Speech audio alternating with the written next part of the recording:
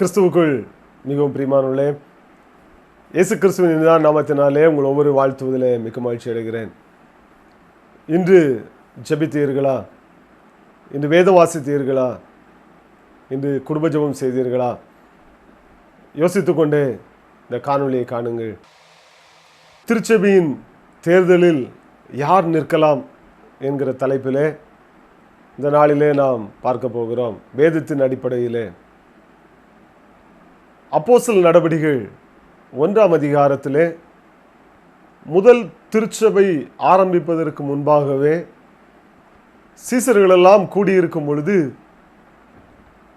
அங்கே இயேசு கிறிஸ்துவை காட்டி கொடுத்து மரித்து போன யூதாசுக்காக ஒரு சீசரை ஏற்படுத்த வேண்டும் என்று சொல்லி சீசர்களுக்குள்ளே பேசிக்கொள்ளும் பொழுது அங்கே 2 பேர் எழும்பி நிற்கிறார்கள்.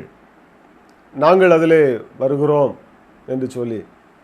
அப்பொழுது யோசேப்பும் மத்தியாவும் எழும்பி நிற்கிறார்கள். உடனே சீசர்கள் 2 பேர் பேரில் சீட்டு போடுகிறார்கள். மத்தியாவின் பேர் வருகிறது. மத்தியாவை அங்கே யூதாசினுடைய நிலைமையிலே அங்கே சீசராக ஏற்படுத்துகிறதை நாம் பார்க்கிறோம். பாருங்கள், ஆதி திருச்சபையிலேயே தேர்தல் இருந்திருக்கிறது. அதாவது அப்போஸ்தலர் பட்டத்துக்கு யாரை நியமிக்கலாம் என்று சொல்லும்போது ஒரு ஆள் தேவைப்படுகிறது என்றும் பொழுது 2 பேர் அதற்கு முற்பட்டு இருக்கிறார்கள். இந்த ஊழியத்திலே நாங்கள் இணைந்து கொள்கிறோம் என்று சொல்லி ஆசையோடு அவர்கள் வந்தார்கள். அதில் ஒருவர் தேர்ந்தெடுக்கப்பட்டார். இந்த நாளிலே தேர்தல் வேண்டுமா வேண்டாமா என்பது காரியம் அல்ல. ஆலயத்திற்காக பணிவிடை செய்வதற்கு அந்த உக்ரானத்துவ ஊழியத்தை ஏற்றுக்கொள்வதற்கு யார் ஏற்றுக்கொள்ளலாம், யார் அதிலே ஈடுபடலாம் என்பதைத்தான் நம் வேதத்தின் அடிப்படையில் இந்த நாளிலே நாம் பார்க்க போகிறோம்.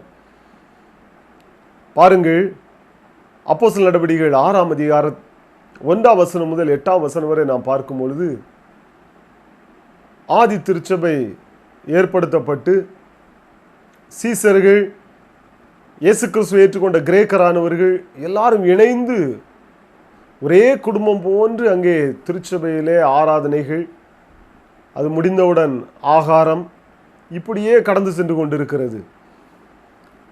திடீரென்று சொல்லி ஒரு நாள் கிரேக்கர்கள் வந்து சொல்லுகிறார்கள், எங்களுடைய பெண்கள் சரியாக விசாரிக்கப்படவில்லை, அவர்களுக்கு உணவு சரியாக கொடுக்கப்படவில்லை, பந்தி விசாரிப்பு செய்கிறவர்கள் அதிலே சரியாக எங்கள் பெண்களை விசாரிக்கவில்லை என்று சொல்லி அங்கே வந்து புகார் தெரிவிக்கிறதை பார்க்கிறோம். உடனே அப்போஸ்தலர் சொல்லுகிறார்கள், நாங்கள் பந்தி விசாரிப்பை நாங்கள் விசாரித்தால் அது சரியாக இருக்காது. நாங்களோ ஜெபத்திலும் வேத வாசிப்பிலும் வார்த்தையை பிரசங்கிப்பதிலும் நாங்கள் உறுதியாக தரித்திருப்போம். பந்தி விசாரிப்பு செய்வதற்கு என்று சொல்லி ஒரு 7 பேரை நாம் ஏற்படுத்த வேண்டும் என்று சொல்லி அங்கே முயற்சி எடுக்கிறார்கள். அப்பொழுது இந்த அப்போஸ்தலர் 6ஆம் அதிகாரத்திலே சொல்லுகிறார்கள், பந்தி விசாரணை செய்வதற்காக ஏற்படுத்தப்பட வேண்டியவர்கள் பரிசுத்தாவியை பெற்றிருக்க வேண்டும், நற்சாட்சி பெற்றிருக்க வேண்டும், உண்மை உள்ளவர்களாக இருக்க வேண்டும். அப்படிப்பட்ட ஒரு 7 பேரை நாம் தேர்ந்தெடுத்து அவர்களை பந்தி விசாரிப்புக்கு நாம் ஏற்படுத்தலாம் என்று சொல்லி ஏற்படுத்துகிறதை நாம் பார்க்கிறோம். பாருங்கள், சாப்பாடு வைப்பதற்கும் ரசம் ஊற்றுவதற்கும் கூட்டு வைப்பதற்கும் தேர்ந்தெடுக்கப்பட்டவர்கள் பரிசுத்தாவி பெற்றவர்கள். அதே 6ஆம் அதிகாரம் 8ஆம் வசனத்தில் ஸ்தேவானை குறித்து சொல்லப்பட்டிருக்கிறது, அவன் பரிசுத்தாவியினால் நிறைந்தவனாய் விசுவாசம் உள்ளவனாய் ஜனங்களுக்குள்ளே பெரிய அற்புதங்களை அடையாளங்களை செய்து கொண்டு வந்தான் என்று சொல்லி ஸ்தேவானை குறித்து சொல்லப்பட்டு, ஒரு பந்தி விசாரிப்பு பண்ணினவன் அநேக அற்புத அடையாளங்களை செய்து கொண்டு வந்தான். சாதாரண ஒரு பந்தி விசாரிப்பு செய்கிற வேலைக்கே பரிசுத்தாவியை பெற்றிருக்க வேண்டும், உண்மையுள்ளவனாக இருக்க வேண்டும், விசுவாசம் உள்ளவனாக இருக்க வேண்டும் என்று சொல்லி நியமித்தார்கள். ஆனால் இந்த நாட்களிலே பாருங்கள், ஆலய பணிவிடை கண்டு ஊழியரோடு இணைந்து ஊழியம் செய்வதற்கு, அநேக ஆத்துமாக்களை ஆலயத்துக்கு என்று கொண்டு வருவதற்காக, ஆலயத்திலே விசாரணை செய்வதற்கு என்று சொல்லி மெம்பராக, இல்லைன்னு சொன்னால் திருமண்டல மெம்பராக அவர்கள் தேர்ந்தெடுக்கப்பட வேண்டும் என்று சொல்லி வருகிறார்கள். இந்த காலகட்டத்திலே அவர்கள் நினைப்பதெல்லாம், ஆலயத்திலே எங்களுடைய குடும்பம் பெரிதாக இருக்கிறது, எனவே நாங்கள் தான் வர வேண்டும், இல்லைன்றால் எனக்கு நல்ல வேலை இருக்கிறது, நல்ல பணம் இருக்கிறது, நான் நின்றால் எனக்கு ஓட்டு போடுவார்கள், எனக்கென்று நல்ல ஒரு வாய்ஸ் இருக்கிறது, நான் சொன்னால் கேட்பார்கள் என்கிற அந்த நிலைமை இப்பொழுது வந்துவிட்டது. ஆலயத்திற்கு இது ஒரு ஊழியம், இதை உண்மை உத்தமாய் செய்தால் இதனால் நல்ல ஆசீர்வாதங்கள் வரும் என்கிற அந்த எண்ணமே இல்லாமல் போய்விட்டது திருச்சபையிலே. எனவே தான் ஆங்காங்கே சண்டைகளும் குழப்பங்களும், எங்களுடைய குடும்பம் பெரியது, உன் குடும்பம் பெரியது என்கிற அந்த குழப்பங்களும் பிரச்சனைகளும் உருவாகி வருகிறதை நாம் பார்க்கிறோம் திருச்சபையிலே.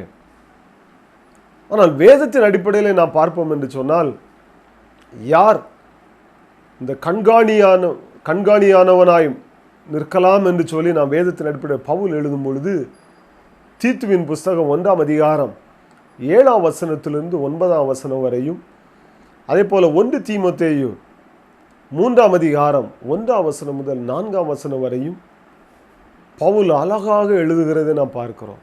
யார் கண்காணியானவனாய் திருச்சபையிலே ஊழியம் செய்யலாம் என்று சொல்லி பாருங்கள். அங்கே சொல்லுகிறார், கண்காணியாய் இருக்கிறவன் அவன் குற்றம் சாட்டப்படாதவனாய் இருக்க வேண்டும், தன் இஷ்டப்படி செய்யாதவனாய் இருக்க வேண்டும், முற்கோபம் இல்லாதவனாய் இருக்க வேண்டும், மற்றவர்களை அடிக்காதவனாய் இருக்க வேண்டும், இழிவான ஆதாயத்தை இச்சியாதவனாய் இருக்க வேண்டும், ஆலயத்துக்கு வருகிற அந்நியர்களை உபசரிக்கிறவர்களாக இருக்க வேண்டும், நீதிமானாய் இருக்க வேண்டும், அவர்கள் பரிசுத்தவானாய் இருக்க வேண்டும், இச்சையடக்கம் உள்ளவர்களாக இருக்க வேண்டும், தாங்கள் கற்றுக்கொண்ட உபதேசத்தை நன்றாக மற்றவர்களுக்கு போதிக்கிற ஒரு போதக சமர்த்தர்களாக இருக்க வேண்டும்.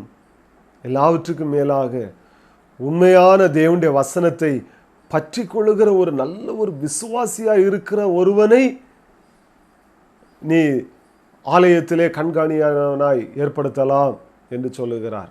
தீமோத்தேயுக்கு எழுதும்போது சொல்லுகிறார், மதுபான பிரியனாய் இருக்கக்கூடாது, ஒரே மனைவியை உடையவனாய் இருக்க வேண்டும், தன்னுடைய பிள்ளைகளை நன்றாய் வழிநடத்துகிறவனாய் இருக்க வேண்டும் என்று சொல்லி எல்லாம் தீமோத்தேயுக்கு எழுதும்போது பவுல் எழுதுகிறதை நான் பார்க்கிறோம். பாருங்கள், இந்த நாளிலே ஆலயத்திலே மெம்பராக நிற்க வேண்டும் என்று சொல்லி வருகிறவர்கள் இதில் ஏதாவது ஒரு குணநலன்களை பெற்றிருக்கிறார்களா என்று சொல்லி நான் பார்ப்போம் என்று சொன்னால் அது ஆண்டவருக்கு தான் தெரியும். ஆண்டவருக்கும் அவர்களுக்கும் உள்ளது தான் அது உறவு. நாம் எந்த மனிதனையும் குற்றப்படுத்துவதற்காக அல்ல.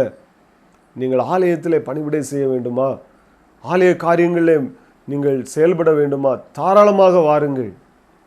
ஆனால் அதனால் ஏதாவது லாபம் எனக்கோ என் குடும்பத்துக்கோ கிடைக்குமா என்று சொல்லி வராதீர்கள். அப்படி வந்தால் அது சாபமாக மாறும் என்று வேதம் சொல்கிறது. நான் கர்த்தருக்காக ஊழியம் செய்ய போகிறேன், நான் எப்படியாவது இதில் ஊழியத்திற்கு நான் முன்னின்று நான் செய்ய வேண்டும், அநேகரை ஆலயத்துக்கு கொண்டு வர வேண்டும் என்கிற அந்த முன்னேற்பாடோடு நீங்கள் ஆலயத்திலே கடந்து வருவீர்கள் என்று சொன்னால் அது உங்களுக்கும் உங்கள் சந்ததிகளுக்கும் அது ஆசீர்வாதமாக மாறும். நான் வேதத்தின் அடிப்படையில் ஒரு மனிதனை பார்ப்போம் என்று சொன்னால், தாவீதை குறித்து வேதம் சொல்லுகிறது. 1 நாளாகமம் 17ஆம் அதிகாரம் 10ஆம் வசனத்திலே நாம் பார்க்கும் பொழுது, தாவீது தேவனுக்கென்று ஆலயம் கட்ட வேண்டும் என்கிற ஒரு வாஞ்சை, அநேக யுத்தங்களை பண்ணி அநேக நாடுகளிலிருந்து பொன் பொருட்கள் எல்லாவற்றையும் அவன் கொண்டு வந்து தன்னுடைய நாட்டிலே பொக்கிஷ சாலையில் வைத்திருக்கிறான். தனக்கு அநேக செல்வங்கள் இருக்கிறது, அதை வைத்து எப்படியாவது ஆண்டவருக்கு ஒரு ஆலயத்தை கட்டிவிட வேண்டும். நான் நல்ல ஒரு ஆடு மேய்த்து கொண்டிருந்தவன், இன்றைக்கு நல்ல ஒரு அரண்மனையில் நான் ஒரு ராஜாவாக இருக்கிறேன், ரொம்ப செழிப்பான ஒரு தேசமாக இருக்கிறது, ஆனால் தேவனுடைய உடன்படிக்கை பற்றி ஒரு திரையின் கீழ் இருக்கிறதே, எப்படியாவது ஒரு ஆலயம் கட்டணுங்கிற அந்த வாஞ்சை அவனுக்குள்ளே இருந்துச்சு. தன்னுடைய பொருட்கள் எல்லாம் செலவழித்து ஆலயத்தை கட்டணுங்கிற அந்த வாஞ்சை இருந்தவுடன் ஆண்டவர் தீர்க்கதரிசியை அனுப்பி அவனுக்கு சொல்லுகிறார், உன்னுடைய கரத்திலே இரத்தப்பழி இருக்கிறது, அநேக இரத்தங்களை சிந்திருக்கிறாய், எனவே நீ ஆலயத்தை கட்ட வேண்டாம், உன்னுடைய குமாரன் எனக்கு ஆலயத்தை கட்டுவான். அது மாத்திரமல்ல, ஆலயத்தை கட்ட வேண்டும் என்கிற அந்த வாஞ்சியும் விருப்பமும், அதற்கென்று நீ அநேக திரவியங்களை பொன் பொருட்களை நீ கொடுத்தபடியினால், உற்சாகமாக நீ கொடுத்தபடியினால் நானும் உனக்கு ஒரு வீட்டை கட்டுவேன் என்று சொல்லி ஆண்டவர் தாவீதுக்கு வாக்கு பண்ணினார்.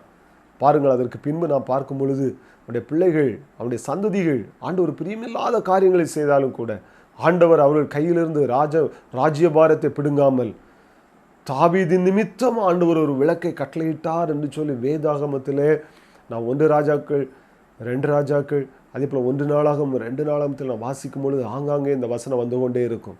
தாவீது நிமித்தம் ஆண்டவர் ஒரு விளக்கை கட்டளையிட்டார். காரணம், ஆண்டவருக்கென்று தனக்கு இருக்கிற எல்லாவற்றையும் ஆலயத்திற்கென்று கொடுக்க வேண்டும், ஆலயத்தை கட்ட வேண்டும் ஆண்டவருக்கு என்கிற அந்த வாஞ்சை, உண்மை, ஆண்டவருக்காக செயல்பட வேண்டும் என்கிற அந்த வாஞ்சை தாவீதுக்குள் இருந்தது. இந்த காணொலியை கண்டு கொண்டு இருக்கிற தாயை, தகப்பனே, வாலிப தம்பி, தங்கச்சி, ஒருவேளை ஆலயத்தினுடைய அந்த மெம்பருக்கான எலெக்ஷனுக்கு எப்படியாவது நிற்கணும், நாங்களும் வரணும் அப்படிங்கிற வாஞ்சை உங்களுக்குள்ள இருக்கலாம். எதுக்காக நீங்கள் நிற்கிறீங்க? அதனுடைய நோக்கம் என்ன? யோசித்து பாருங்கள். கர்த்தருக்காக, கர்த்தருடைய ஊழியக்காரர்களோடு இணைந்து நான் ஊழியம் செய்ய வேண்டும், ஆலய விரிவாக்கத்திலே நானும் அதில் இறங்கி வேலை செய்ய வேண்டும் என்கிற அந்த உற்சாகத்தோடு, ஆசையோடு வருகிறீர்களா? இல்லைன்னு சொன்னால் ஏதாவது எனக்கும் என் குடும்பத்திற்கும் இதிலிருந்து ஏதாவது லாபம் கிடைக்குமா என்கிற அந்த எண்ணத்தோடு வருகிறீர்களா? தீத்துவுக்கு பவுல் எழுதும்பொழுது சொன்னது போல, தீத்து 1ஆம் அதிகாரம் 7ஆம் வசனம் முதல் 9ஆம் வசனம் வரையும், 1 தீமோத்தேயு 3ஆம் அதிகாரம் 5ஆம் வசனத்திலே அழகாக பவுல் ஒரு வசனத்தை குறிப்பிடுகிறார். ஒருவன் தன் சொந்த குடும்பத்தை நடத்த அறியாதிருந்தால் தேவனுடைய சபையை எப்படி விசாரிப்பான் என்று சொல்லி அவர் சொல்லுகிறார். தன்னுடைய வீட்டில் உள்ள மனைவி, பிள்ளைகள் 3-4 பேரை விசாரிக்க ஒரு மனிதனால் முடியாவிட்டால் எப்படி 500, 600 பேர், 1000 பேர் இருக்கிற திருச்சபை அவனால் விசாரிக்க முடியும் என்று சொல்லி அவர் சொல்லுகிறதை பார்க்கிறோம். எனவே உண்மையை உத்தவமாய் ஒரு தாவீதை போல ஆண்டுடைய ஆலய பணிகளிலே முன்னின்று நான் செய்ய வேண்டும், ஆண்டவருக்காக எதையாவது என்னுடைய தாளந்துகளை, கர்த்தர் என கொடுத்த தாளந்துகளை நான் பிரயோஜனப்படுத்த வேண்டும் என்கிற அந்த வாஞ்சியோடு நீங்கள் வருவீர்கள் என்று சொன்னால் அது உங்களுக்கும் உங்கள் குடும்பத்துக்கும் ஆசீர்வாதமாக அமையும். தாவீதுக்கு ஆண்டவர் சொன்ன போல, நான் உனக்கு ஒரு வீட்டை கட்டுவேன் என்று சொன்னது போல உங்களுக்கும் உங்களுடைய சந்ததிகளுக்கு ஒரு நிலையான ஒரு வீட்டை கர்த்தர் கட்டுவார். அப்படிப்பட்ட கிருபைகளை கர்த்தர் தாமே நமக்கும் நம்முடைய குடும்பத்துக்கு தந்து ஆசீர்வாதத்தை வழிநடத்துவாராக. God bless you.